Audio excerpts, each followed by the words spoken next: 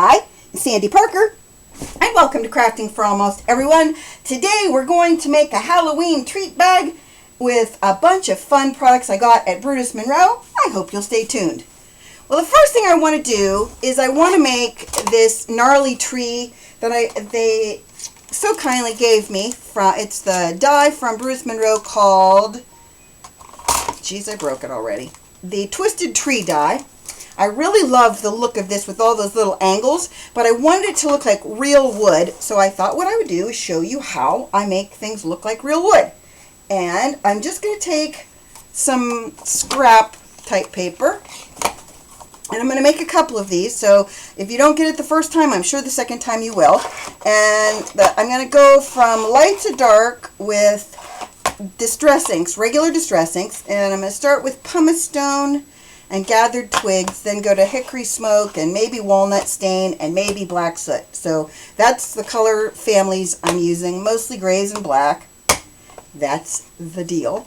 And so what I thought I would do first is just kind of go over my papers with a color. You can always add water to this if you want your papers to have more color to them, but I'm just trying to make this look as like organic tree-like as possible. And I know right now you're going to go, oh geez, Sandy, you have no clue what you're doing. True, but at some point I am going to get an idea of what I'm doing. So that's the important part, right?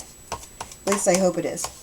And I'm just kind of smearing this brown around and doing it more like in lines, because you know how trees have more like a line look to them. Going off the side with that. Then I'm going to go to the Hickory Smoke, which is a darker gray. And as I go from color to color, I'm going to use less of each color because I'm going darker as I go.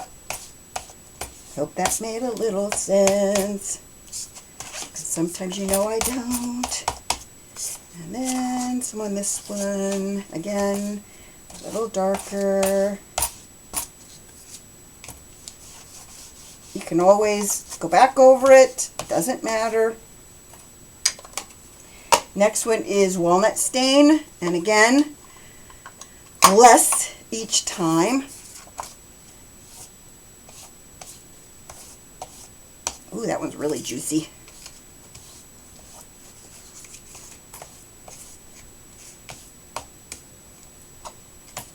This tree isn't going to look dead, is it? No. It's going to look really frisky when we're done. Right now, not so much. And this is the black. I'm just going to put little dabs and dashes here and there with it. And remember, since we're cutting this out, it's going to look even less stripy like it does right now. I mean, right now it's pretty stripy. Okay.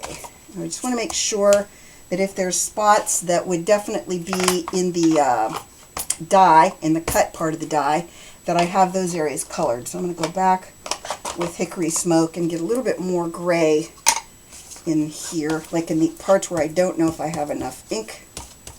I don't want it to have any spots where there is no ink. I know. I remember. You think it's crazy. I know. I think it's crazy sometimes, half the time I think it's crazy too. And that was again Hickory Smoke. I can always add more color later if I want to. So what I decided to do is I'm going to take my bag. These are the bags that I got. They're Hallmark bags, but I got them after Halloween last year at Walmart. So they're a nice quality bag, and I thought I would do the grape glitter glaze on them with little, what do you call these things? I can't think what they're called. You know what they're called. Just fill in that blank right there. One of the things you want to make sure of when you're doing this, it's better to have more of the glitter glaze than it is to have less, because you don't want your image to be able to see through to the orange. You just want to see the purple once it's dry. So you want to make sure you're just kind of careful. And I don't care, like I said, I don't care if I have too much. I just want to make sure that I don't have too little, because if you get too little, then you're going to end up seeing that orange bag. Hope that made sense. Geez, sometimes I'm just not able to talk and tape things down, or talk and stencil at the same time. Remember, we also don't want to go underneath, so try and hold your stencil in place in the spots it's not taped, so that you can be sure it doesn't let the glitter glaze go under. Oh, got a little bit on the side there that I don't want.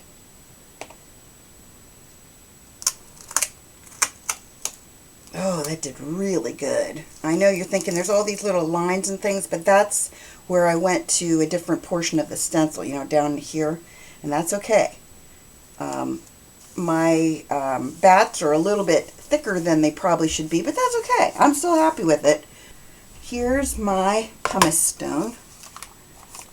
Put that out of the way because, you know, I'll get some gray on it.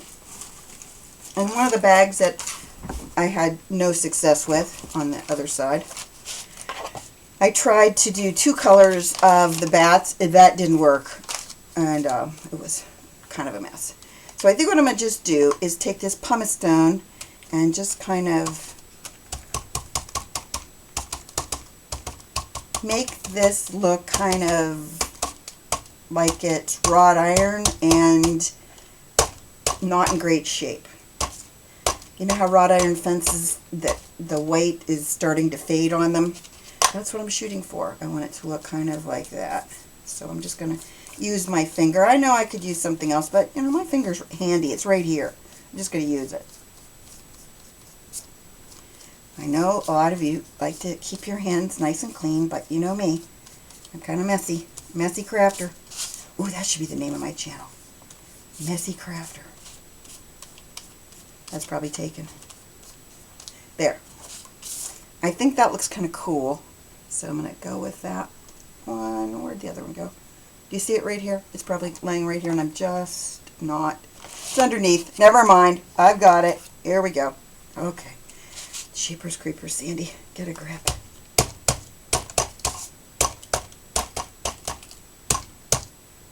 I thought that I could maybe cut my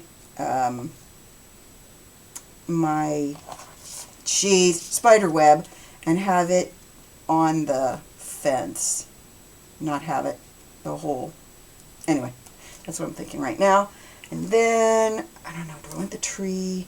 Okay, I'm going to put the tree in front of the fence. I don't know who made this die. I've had it for several years, so I can't tell you where I got it, but it's a good die.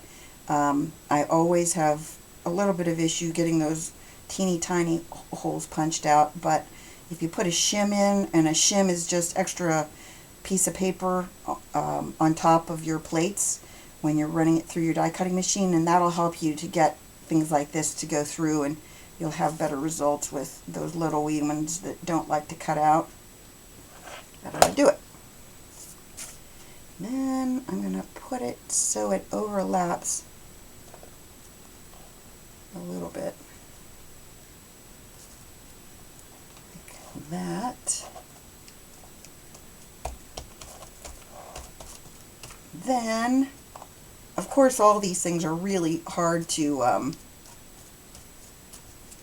attach. They all, you know, all of these dies, because they're all little, you know, little thin lines that you have to attach to something.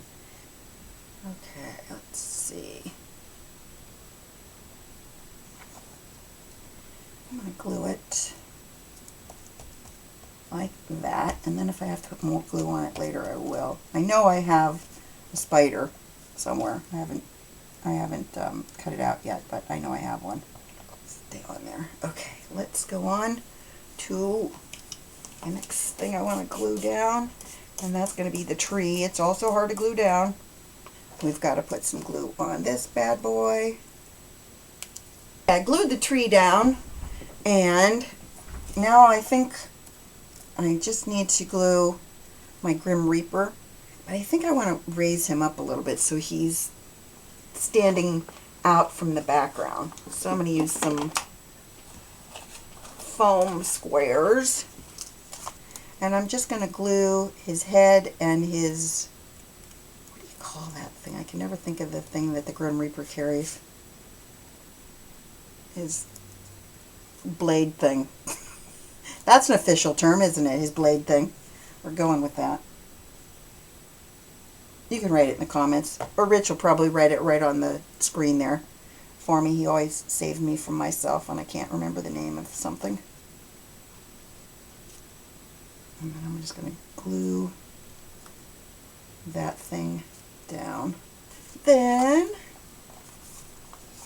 I just have to cut off his, oh, I was going to get a spider, which I think I have some spiders somewhere that are real spiders, you know, like, that look like real spiders anyway.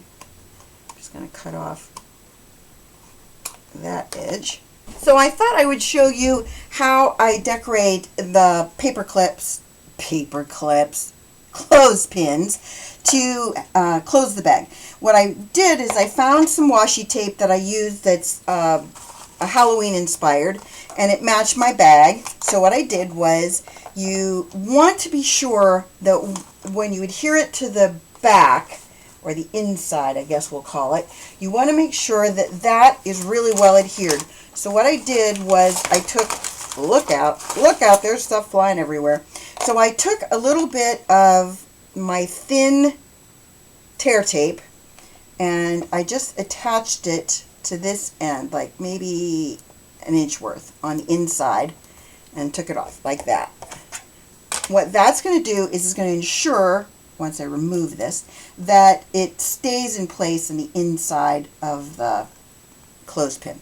So how I started is I went like this, and I started in this part in here. And turning it sideways is what worked best for me. And you're going to try and push it up inside as far as you can get it. And this is the trickiest part, is getting it started. And once you get it as far up as you think you can get it, and you're going to want to make sure it's in there evenly. And then I took a skewer or your scissors and just made sure that that was well adhered in the inside. Then it's the same width, luckily, as my clothespin. So then once I turn it to the front and put it in place, it's nice and clean looking. If you get it on there straight, there you go. Then to put it into the inside, since this pinches, I didn't think it was that big of a deal if it if it tried to pull up, because it's going to be pinched all the time. Does that make sense? I think it does. And I'm just going to have a little bit extra, well, maybe about that much. If I have to cut off an extra piece, I will. I just want to make sure that this part is clean. And if you keep pulling it up, you're going to lose your stickiness. Elasticity. I made that up. Stickiness. You want to make sure it's really sticky. And it's still too long, I think. So I'm going to cut a little piece off. Then you're going to want to open it up like that. And you're going to wrap it to the inside like this. And then taking your little skewer, you want to make sure you're as even as you can be on the inside. See, that piece is coming up. I've got to make sure I skewer that one down. Like that. And then I'm going to take this piece, same thing, and skewer it down.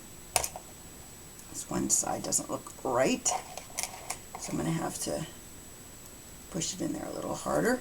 And if you're worried that the inside might come loose, like that one is looking like it's not going to stay, what I would do with this piece is I would just do the same thing as you did at the beginning, and that is I'd put a little piece of tear tape there, just to make sure you're going to have good adhesion. Once I've done that, I'm just going to pull the backing off this piece. I'm going to wrap it around like that. You want to make sure you get it as even as possible. And then you take your skewer and you push it down as far as it will go, and you make sure, if you can, that you push on that on the little semicircle right in here to get your washi tape to adhere in there too. Beep. And so there it is. That's our paper clip. Why do I keep saying that? Our clothespin. I am using it as a paper clip. And this is what our trick-or-treat bag looks like right now. But I really like the way this one little bat looked. And it's on a die that says trick-or-treat. It's attached to that die. So let me grab that die. I want to put a few more of those bats on the tree. See that bat right there? So how I'm going to do that is I'm going to take a plain piece of scrap paper and I'm going to take my embossing ink and just make sure I have a nice section inked. Then we're going to take our purple glitter embossing powder that I made when I was at Brutus Monroe. And if you really like this, you can call Heather at Brutus Monroe and she'll make a batch for you. It's just their purple glitter with it's different chunks of glitter mixed with their purple embossing powder. And it's really pretty, as you can tell. Let's see how much I want to go. I guess that far probably. You don't want to miss any spots, so if you have an area that you need to add more to, then go ahead and do that. Tap that off. We can heat set this. Now when you heat set anything with glitter in it, you want to start from the bottom. According to Heather, she's my guru on embossing. You're going to start with it warmed up. You can see I haven't done anything because I'm warming it up. You're going to start at the bottom first, just to kind of get it starting to adhere. And then once you think it's starting to adhere, then you can flip it over and finish changing it, turning it to molten. So in the end, I put a spider right there on my spider web, and I laid a trick-or-treat that I'd embossed with the black embossing powder on my bag, and then I added my 2 paper clips. I hope you enjoyed this. Oh, and I put little bats with purple embossing on them. Hopefully you can see those. I hope you enjoyed this, that you give it a thumbs up and subscribe, and please tell your friends about me on social media because you know I love that. And thanks so much for watching. Bye-bye.